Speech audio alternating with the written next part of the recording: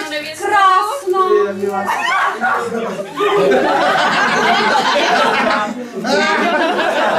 A je to Pavla?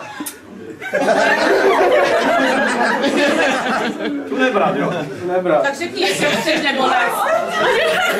My se spleteme si. Mně ne. Mluv na hlas. Proč ne? Jinou. Nechce!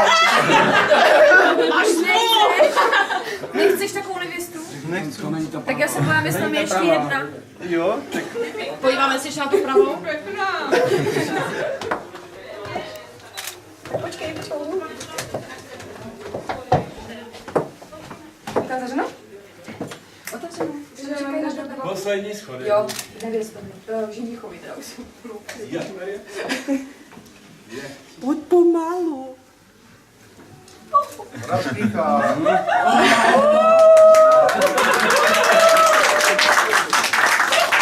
Tak a ty má slovo David.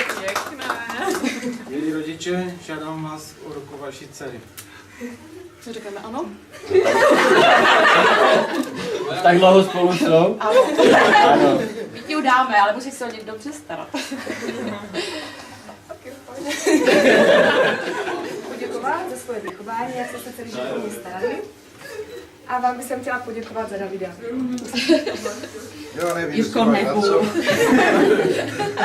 To se ještě ukáže. To se ještě ukáže. Kytičky. Ježišmarja. Já vám taky děkuji za vychování. Taky vám děkuji za Pavlínku. Prosím.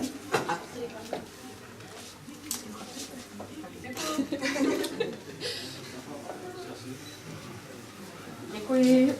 Třeba rukavice Kubovi. Pusu, mamince. Běžte k mým. Je nemusíš, jo, ale...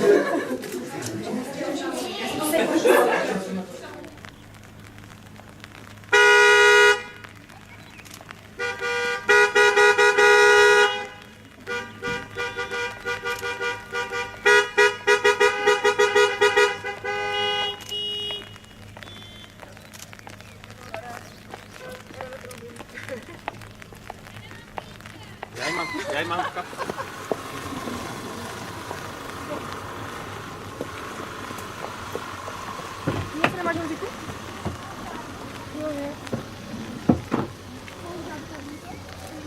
Může mi otevřít to okno?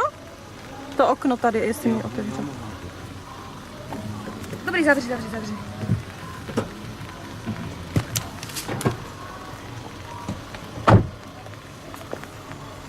Zamávej nám, tak, super.